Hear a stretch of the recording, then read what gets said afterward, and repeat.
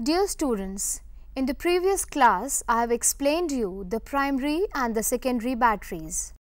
The primary batteries are those which cannot be used up again because they cannot be recharged, and the chemicals when are over or used up we have to throw it away. The secondary batteries are those batteries which can be recharged and can be used again and again. I also explained you the construction and the working of the dry cell. Today I am taking another example of a primary cell known as mercury cell. It is also commonly known as a button cell. It is used in those devices which need low current. For example, hearing aids, wristwatches or the calculators.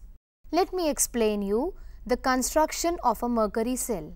Since it is an electrochemical cell, so there must be an anode, a cathode and an electrolyte, and obviously there will be the transfer of electrons. The anode here is made up of zinc. The cathode is made up of mercuric oxide and graphite, and the electrolyte is zinc oxide and KOH. The reactions at anode. At anode we already know that the oxidation takes place. Oxidation means the loss of electrons. Since the anode is made up of zinc, zinc will lose 2 electrons and will oxidize to Zn2 plus state. These 2 electrons are accepted at cathode and HgO, that is mercuric oxide, is reduced to mercury. Just see the overall reaction. Zn within the brackets it's Hg, this is known as zinc amalgam, plus HgO solid, and it gives zinc oxide plus Hg. With Hg in the brackets it's written L, small l, that denotes that it is liquid. I hope you all know that mercury is only the liquid metal. In the overall reaction you see that there is no involvement of any ion whose concentration can change. So, the cell potential of the mercury cell or the button cell is constant. It is a very common question which is normally asked in the exams, that why the cell potential of the button cell remains constant, and its answer is its overall reaction does not involve any ion whose concentration changes. Secondary cells. The example is a lead storage battery. This is the battery we are using in the inverters. It has an anode and cathode. Anode is lead plates and the cathode is a lead grid packed with lead oxide, and the electrolyte is the 38% solution of sulfuric acid. Let me explain you its working. At anode, which is made up of lead, it gets oxidized by losing 2 electrons and it forms Pb2 plus. Pb2 plus combines with the sulfate ions and forms lead sulfate. On the cathode, the 2 electrons which are lost by the anode are gained at cathode. PbO2 is reduced to Pb2 plus form and then it forms lead sulfate.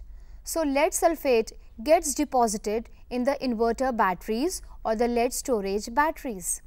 Slowly, the sulfuric acid is also consumed. Its density decreases. Lead storage battery is a secondary cell, so it can be recharged by just passing electric current. On passing the electric current, the reactions are reversed. The flow of the electrons is also reversed, and the role of anode and cathode is also reversed. The lead sulfate which was deposited during discharging, now it forms lead and lead oxide, and the chemicals are again refreshed. So, this cycle is repeated again and again. When there is no light or when we are using the battery, the chemicals are used up and that is known as the discharging. But when we are not using it, all the chemicals are recharged. So, we can use the lead storage battery again and again. There is another example of the secondary cell, that is nickel cadmium cell. The nickel cadmium cell is very eco-friendly and very light and compact, but it is expensive. So, normally we don't use it. But if we have to prefer out of this lead storage or nickel cadmium, no doubt nickel cadmium cell is expensive, but since it is eco-friendly, so we must prefer the nickel cadmium cell, keeping in mind the long-term benefits. We must take care of our environment. The next topic is the fuel cell. Again, it is an electrochemical cell. Dear children, in the thermal plants, we know that how the electricity is generated. I hope you know that the fossil fuels are burnt and this energy is used to convert water into high pressure steam. This steam is used to run the turbines and the electricity is produced. The efficiency is very less and it causes pollution. So, nowadays fuel cells are used. In this, we oxidize or we burn some fuel, for example, hydrogen, methanol or methane can be used as fuel, and the oxidizing agent can be used like oxygen we normally use. Today, I will explain you the working and the construction of hydrogen-oxygen fuel cell. This cell was used in Apollo space program. First of all, let us define what is a fuel cell. Cells which convert chemical energy obtained from combustion of fuel directly into electrical energy are known as fuel cells. They are quite efficient and free from pollution. Today's example is a hydrogen-oxygen fuel cell. Here, hydrogen is the fuel. From the diagram, you can see that from one side, the hydrogen is bubbled constantly and from the other side, the oxygen gas is bubbled. The electrodes are made up of porous carbon and the electrolyte is sodium hydroxide. The construction you can see. This is another diagram of the fuel cell which is showing the working and the combination of the hydrogen and oxygen. The byproduct is water. The water vapors are condensed and these vapors, when condensed, the liquid water is used by the astronauts. So, we can say that a fuel cell is very eco-friendly. There is no pollutants are produced.